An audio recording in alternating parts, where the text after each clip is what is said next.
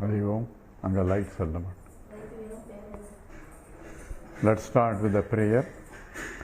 Om Samasta Jana Kalyani Niratam Karunamayam Namami Chinmayam Devam Sadgurum Brahma Vidvaram Vasudeva Sutam Devam Kamsa Chanura Mardhanam Devaki Paramanandam Krishnam Vande Jagadgurum Tvameva Mata Cha Pita Tvameva Tvameva Bandhusya Sakha Tvameva Tvameva Vidya Dravidam Tvameva Tvameva Sarvam Mama Deva Deva Tvameva Sarvam Gurudeva Deva.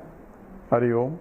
We are doing the chapter 8 Kutastha Deepa Prakaranam, and here the Vidyaranya is providing a way of differentiating the Kutastha Chaitanyam, the same as Sakshi Chaitanyam, from the Chidabhasa or reflected consciousness.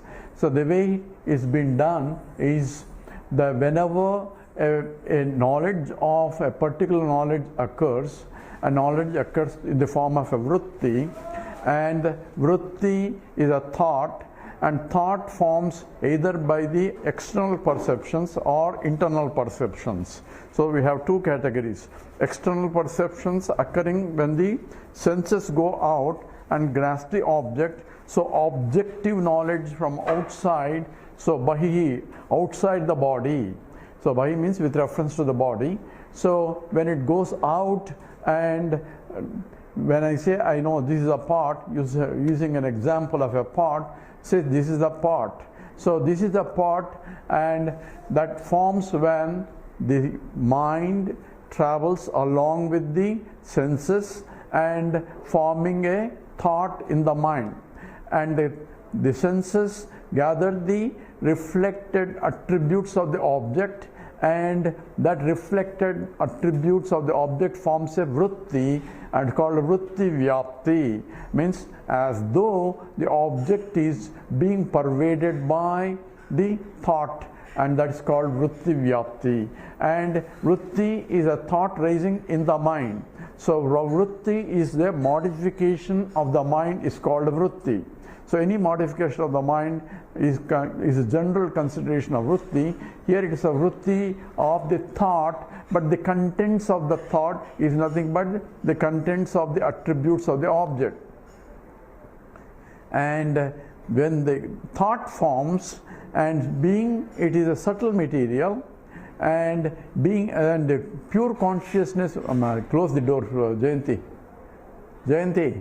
close the door. It's so when the pure consciousness which is pervading all over, it illumines the thought process, and in the process, when it illumines the thought, and that forms a Chidabhasa. The pure consciousness gets reflected by the thought, and the reflected consciousness is called Chidabhasa. Why it is Chit? It's a part of the vritti, and the vritti magnified consciousness due to reflections, internal reflections, because consciousness is all pervading. It pervades the thought also, and therefore just like the wave is rising in the ocean, as though you can think of vritti rising in the mind, and the mind itself is in the consciousness, and therefore you can say that a reflected consciousness, Chidabhasa, forms when the vritti gets reflected by the consciousness. So when the vritti gets reflected by the consciousness, that's called now a magnified Chidabhasa, and that forms a knowledge, because now it's a consciousness that is getting reflected, and therefore consciousness means I become conscious of. So that is what knowledge means. Knowledge means what I am conscious of is a knowledge of. Consciousness and knowledge are used as in a synonyms, because the reflected consciousness is the knowledge of the thought.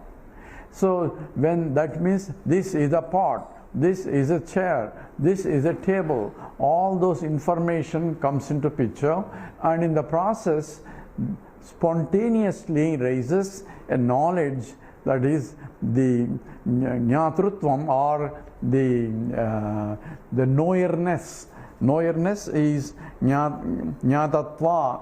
Jnatatva means it is a knowerness arises in the background mind, and it's not a vritti as a isolated thought like the formation of a thought, this is a pot. If it is a vritti, then it becomes a reflected consciousness in the vritti, and knowing that vritti I need another one, and therefore it becomes a infinite regress. So therefore spontaneously the knowledge or the ownership of knowledge. So jnatatvam is the ownership of the knowledge arises spontaneously in the mind, rest of the mind you can think of, and it says this is a pot and I know this is a pot. So I am a knower of the pot. So pot is a objective knowledge, and there is a subject that arises, and the subject is I am no knower of the pot. So as though it is a ownership of the knowledge also, and that is spontaneously rising in the mind, and that is being illumined by Sakshi Chaitanyam, because we don't have a reflected consciousness, emphasized reflected consciousness as in the case of a pot vritti. So how do I differentiate? So in every knowledge that occurs, a pot knowledge and a thought knowledge, there are two things that are happening. One is this is a pot, another is I know this is a pot. I know this is a pot is being illumined by the Sakshi Chaitanyam. This is a pot is being illumined by the Chidabhasa, and therefore I have two things simultaneously. I am a knower. This is a pot. I am a knower of this pot. So I know this is a pot. So knower coming from the consciousness, coming from the Sakshi Chaitanyam, and this is a pot, objective knowledge of the object coming from the Chidabhasa. And this, therefore, in every knowledge there is a knowership and knownship, if you want to call, that is the thought of the object. Known is an inert and knower is a subject. Object and subject are required in every objective knowledge, because object cannot say, the pot doesn't say I am a pot. So I had to say pot, this is a pot, this is a table, and so on. So knower, known, and known is occurring through a means of knowledge called pramana. So you have a pramata, you have a prameyam, and you have a pramanam. So the three things are involved in all knowledges. One is the knower, subject, known, the object of knowledge, and a means of knowledge. Means of knowledge, pramana, depends upon the nature of the object. If it's something to see, then eyes become eyesight, not eyes. Eyesight, where eyes are required, of course. So sense of sight, it's a sense now. Sense of sight is required for me to see. So I may have eyes, but I may not have sense of sight. So therefore, a sense of sight is required for me to see. That becomes a pramana, a means of knowledge for me to see. For things to hear and establishing objects by hearing, hey, I hear the aeroplane is coming there. So not that I am seeing it, but I am able to see the presence of an object through hearing. So hearing becomes a means of knowledge, and a thought forms automatically for the object.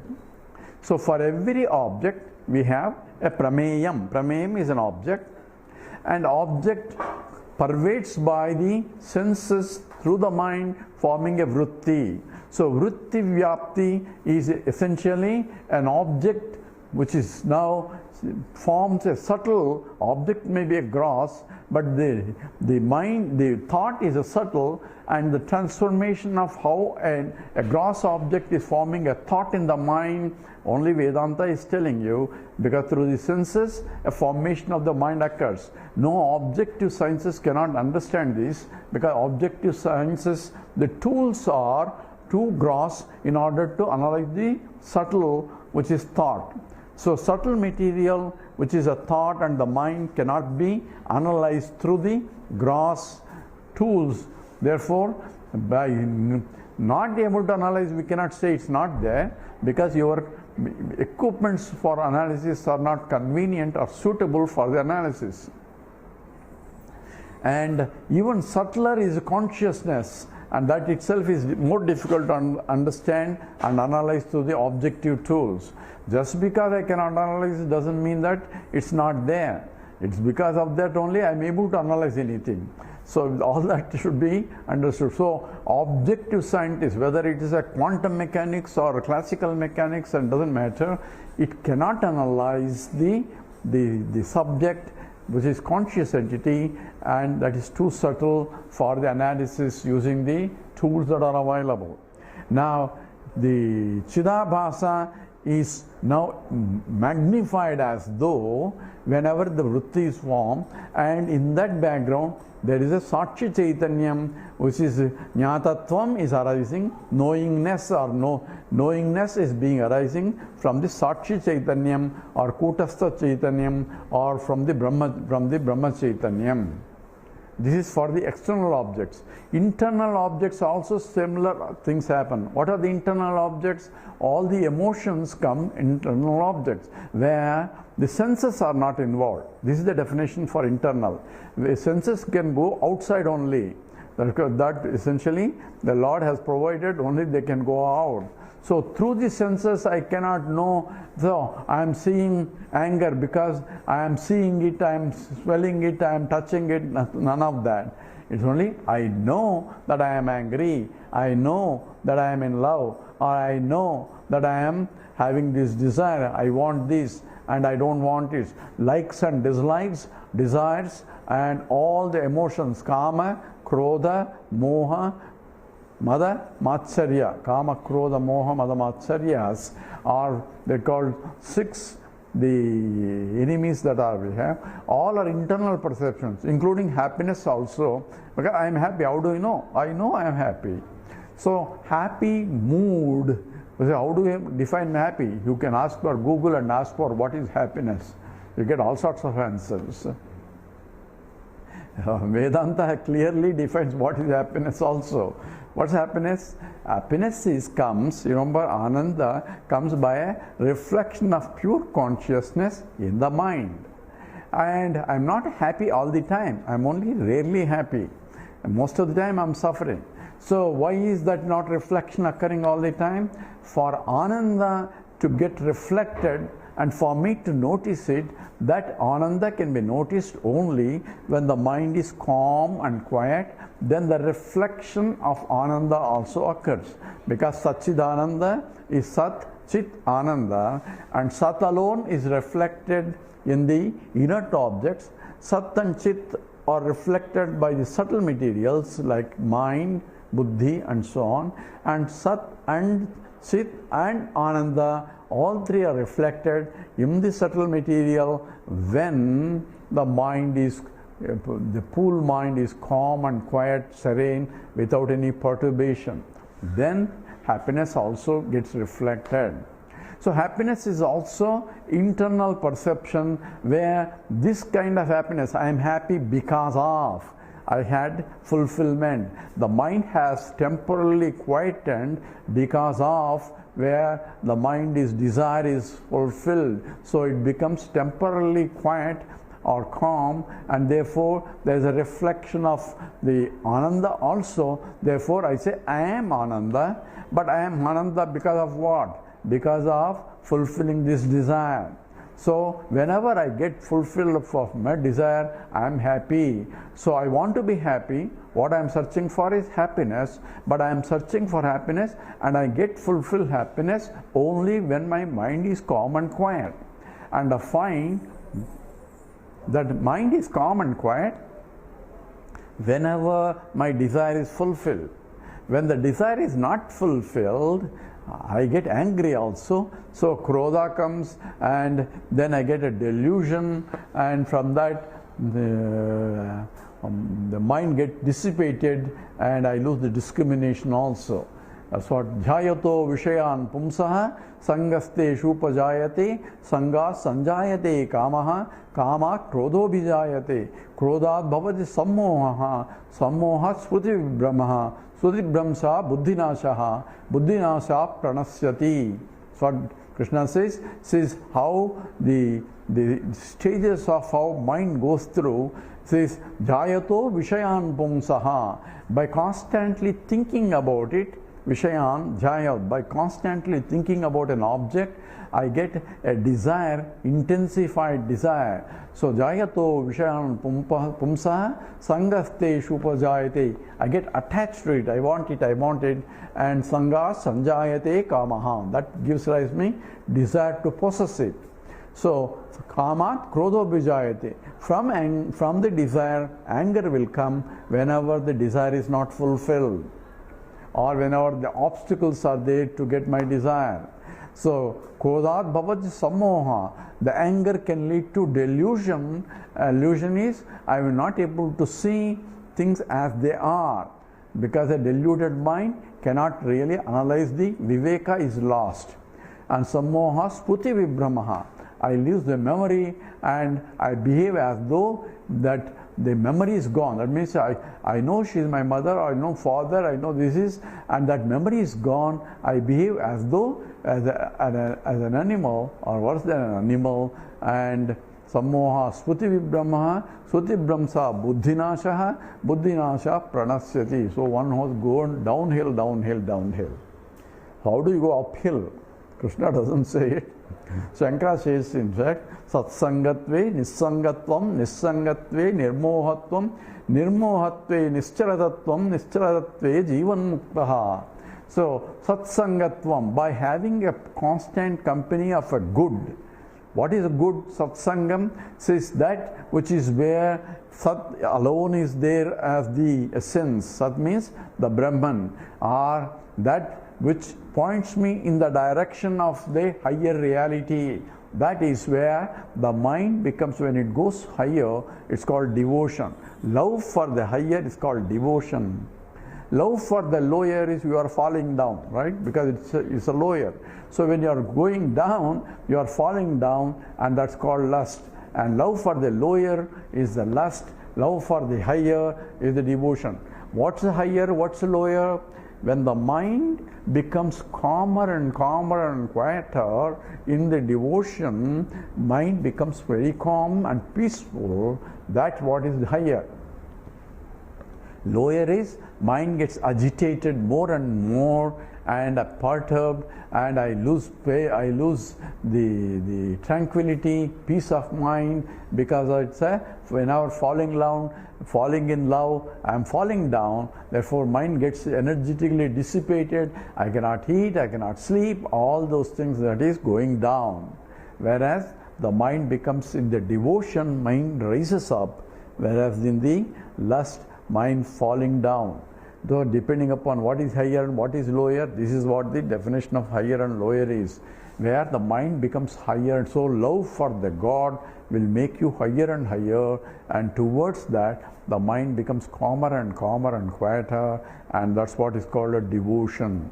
And here the inner perceptions or internal perceptions are also based on the vritti, thought, but not motivated by the sense organs, senses. 5 senses are not involved here. It is coming from the internally. There also a vritti forms, and that also being illumined by by consciousness in the form of a reflected consciousness, because vritti is a subtle material. Whenever the subtle material, there is a reflection occurs, and therefore there is a chidabhasa there. So the knowledge of that I am angry comes automatically, and because of the thoughts of the angry thoughts are coming, love thoughts are coming, and happy thoughts are coming as though, and all these things is coming as a modification of the mind. Vritti is modification of the mind, and being illumined by the consciousness by a reflected chidabhasa. And also there is a knower of that I am happy, because I can see the happy state of mind. Therefore, it's a happy state of mind is knowledgeable, but through the Brahma Chaitanyam, through the Kutastha Chaitanyam, or through the Sakshi Chaitanyam. So, internal perceptions or external perceptions involve Triputi. Triputi means there are 3 aspects. One is the knower and the known and a means of knowledge. is involved, and that is essentially called the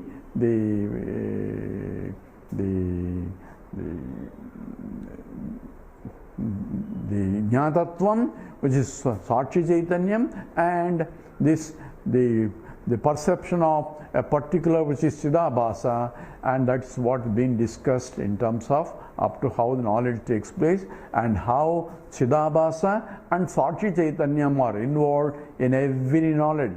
So Pratibodha Viditam Matam, in the Kenopanishad, it is Chaitanya consciousness is revealed in every the knowledge.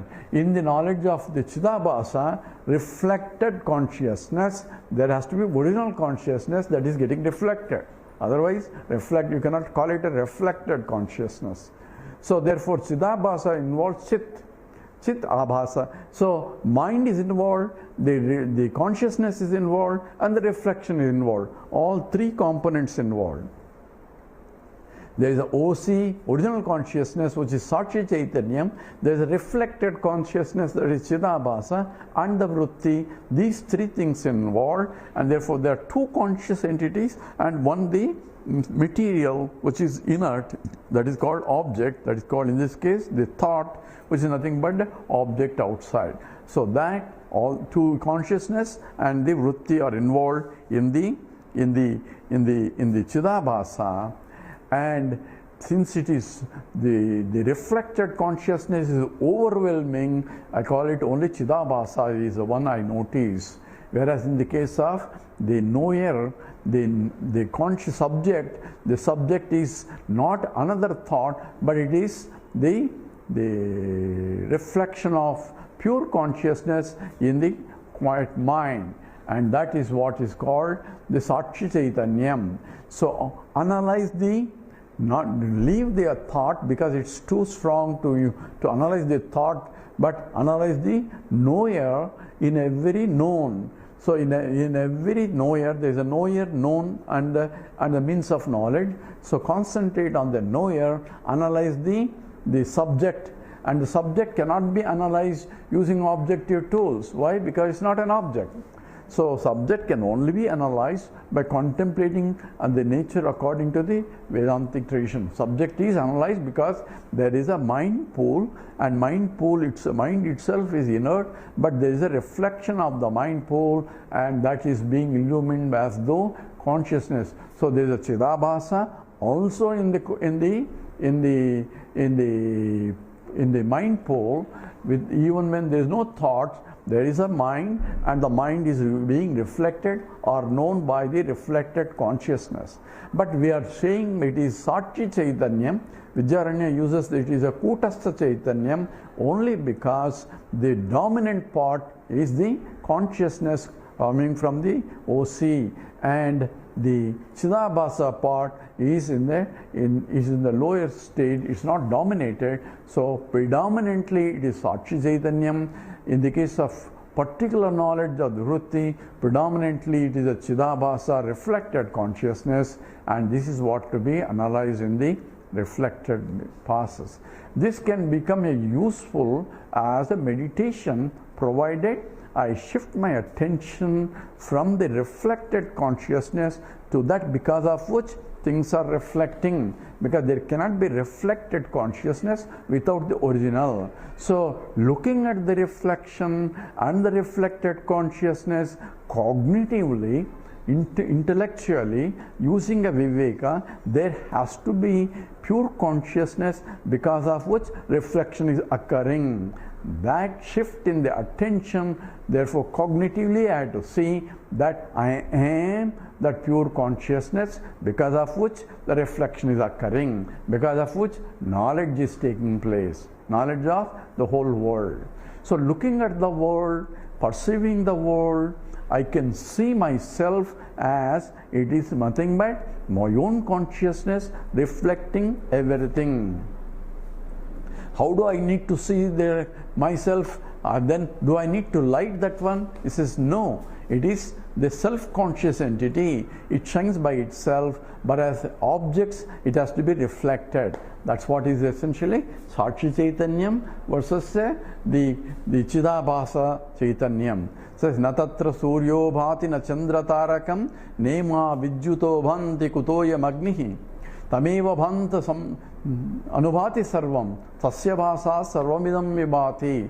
This occurs in the 2 or 3 Upanishads, and statement says, and that's what this is used in Arati itself, as the Arati is being done with the Karpuram or with the Deepam. It says this is a Vedic Arati chanted. It says Natatra Suryo Vati na Chandra Tarakam Nema Vidyuto Bhanti Kutoya Agnihi Kutaha Ayam Agnihi. This Agni, how can this Agni, small lamp, can illumine you? Why? Because even the sun doesn't need to be illumine you. Natatra Suryo Bhati. Neither the moonlight has to illumine you, nor the Vidyut light or the stars. Nothing, because Natatra Suryo Bhati na Chandra Tarakam. Tarakam is the stars. And Nema Vidyuto, not even the Vidyut, electricity or the lightning has to illumine you. Then what illumines you? How can illumine? Because you are the light itself. I don't need another light to show the light itself.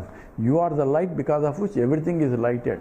That consciousness which is infinite is getting illumined in every knowledge, and that is called this Tasya Bhasa Sarvam Idam Vibhati. In your light only, in the light of consciousness only, I am able to see this is a pot, this is a chair, this is a table, this is a house, this is the object, this is a tree. So every knowledge of every object is possible only because of that light of consciousness illumining it.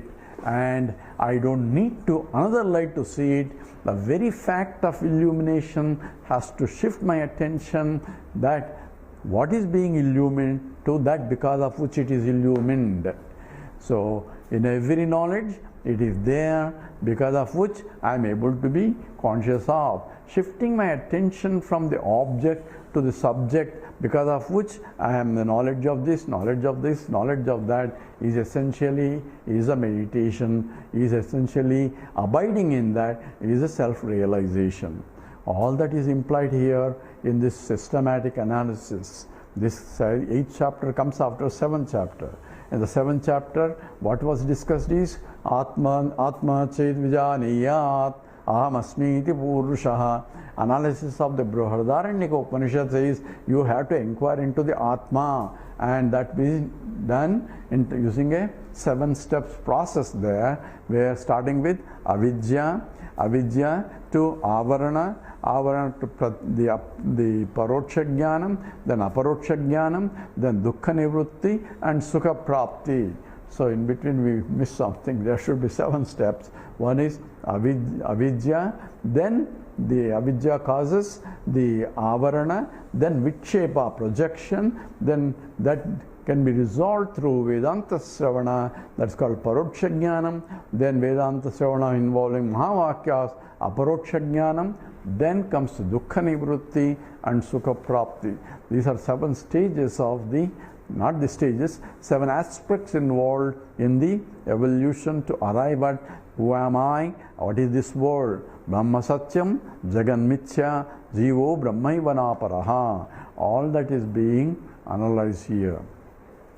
In the 7th chapter, in the 8th chapter, epistemological analysis is being presented, how the knowledge takes place, and in every knowledge, Pratibodha Viditam Matam, a pure consciousness is there as the principle that illuminating the knowledge of the object. So this is what we have been doing, and in the 26th sloka, Atma bhasasrayaschaivam mukha bhasasrayas yatha gamyante shastra yuktibhyam itya bhasascha varnitaha. Together, Atma bhasasrayaschaivam mukha bhasasrayas yatha Mukhabhasasrayad yatha gamyante shastra yuktibhyam ityabhashascha varnityaha yatha mukha abhashaha, the mukha abhashaha, the reflection of the face, Ashrayaha, the support, like he is giving example like Bimba Pratibimba Vada, where for seeing the face I need a mirror, and knowing the reflection I am knowing the knowledge of the face. In the same way, I am looking at every object and reflecting images, and from that I have to think my original consciousness, because of which I am able to see. I am able to see every object in the world, but through meditation or nididhyasana, I have to shift my attention, not the object, but that because of which object is seen. So that's why when you look at my face, you have to shift attention not to the hand, but that because of which hand is seen. Hand is seen because the light is getting reflected by the hand. In fact, you are only seeing the reflected hand. But reflection cannot occur without the original light. Original light and reflected light both are there on the hand. But I have to use my intellect to discriminate what is the original light and what is the reflected light. And that's what is essentially the Kutastha Chaitanyam or the Sakshi Chaitanyam versus Chidabhasa has to be known by process of Viveka, and that's what being analyzed here. And now in the 27th sloka that we are doing is where the theory of epistemology is over. Now Vidyaranya entering into the different prakriyas. Prakriya means how a jiva notion is being undiscussed. And this jiva notion is being discussed in terms of avachedavada, abhasavada and bimba pratibimba in Advaita doctrine. And that's being pointed out here in the 27. Buddhavat chinna kutasto or Buddhavat chinna kutastaha, Buddhavat chinna kutastaha lokam taragamagamao, lokam taragamagamao kartum shakto gadakashaha, kartum shakto gadakasham iva bhasena kimbada, iva bhasena kimbada. Together, Buddhavachinna kutastaha lokam taragamagamao kartum shakto gadakashaha iva bhasena kimbada. Buddha avachinna kutastaha. So the avachinna kutastha chaitanyam, Buddha avachinnam, is limited by the buddhi. The kutastha chaitanyam limited by the buddhi. See, gadakashaha, part space, iva, lokantara, in different lokas, agama, agamau, coming and going, kartum shaktam. So it is possible to describe the jiva notion using the avachedavada. That's what is a statement by a avachedavadins. See here, we are differentiating avachedavada and abhasavada. So here an objection being raised by the Purva Paksha by avachedavadin. It says, hey, I can easily describe the movement of a jiva by gama agamo. Gama is movement going out and coming back. So gama agamo, lokantara, different lokas means not only this, the bhuloka, there are 7 lokas up and 7 lokas down. So total 14 lokas, depending upon the vasanas, the jiva is traveling in order to exhaust the particular vasanas that are there to be exhausted in those lokas. So transfer of one loka to other loka is demanded by the vasanas. If there is a more punyam, is going up. If the more papam, is going down. So depending upon the punya papa accounts, he is going to traveling different lokas, and therefore lokantara means different lokas. Gama going and coming down. So not only you have to go, you will be returned back, because once your account is over, you are not allowed to stay there. So, Chine Punye Marchulokam Vishanti. That's what in the Bhagavad Gita says. Chine Punye. Once the credit account is gone, then you don't want to leave it. Therefore, they push you out of that place because you cannot pay there. You have to pay by your credit. And the credit is your punyam. And the punyam depends upon how much you have good things you have done here. So, once you are lost, you are pushed out of the Swargam. This is our temporary Swargam according to Vedanta. There is no permanent Swargam. Permanent Swargam is only Moksha. So, Lokantara Gama Gamau. So, going and different lokas can be explained. It says, Buddha avachinna kotastaha, buddhya avastinna. So, buddhi avachinnam. So, the avachinnam, it is the separateness of the buddhi with the consciousness, enclosed consciousness. You can say buddhi avachinna kotastaha. Pure consciousness, kotastha chaitanyam, that is enclosed in the buddhi. So this is a theory of a jiva. Who is a jiva? Jiva is one where the consciousness is enclosed or conditioned by the walls of the buddhi. So pure consciousness, as though imagine a ghata and there is a space there. So the space inside the pot appears to be different. So whenever the pot moves around, the space also moves around. When you fill the space is a valid space, and it's not like any other space, because the amount of water that is carried depends upon the space it has. So when you pour water, don't say the space is gone. Space is gone, then you cannot put water there. So it is the water is accommodated by the space. Milk accommodated by the pot space. So pot space is always there as long as the pot is there. So, and the pot moves from one place to there, then pot place has moved. So that's why what can go from one loka to other loka. So he says, I can easily explain with the avachedavada. Avacheda means like a enclosed consciousness. So kutastaha buddhya avachinnaha. So the consciousness enclosed in the walls of the buddhi. So assume the buddhi is like a pot and consciousness is inside the pot. And that pot, wherever the buddhi is going, consciousness is also going. By the way, even the Advaitins assume, this is the final state also for them. What is the final state? They think that each jiva is like a pot. Don't ask me what is the walls of the pot. So each jiva is like a pot. So some are big pots, some are small pots. Why one is small and one is big? You cannot ask the question why, because it is so. So by proclamation, each one is a smaller pot and a bigger pot. So moksha is having Ananda full up to the rim of the pot. So small pots can have a small amount of Ananda only, but it's full. So it cannot take any more Ananda. So you cannot say it's only limited Ananda.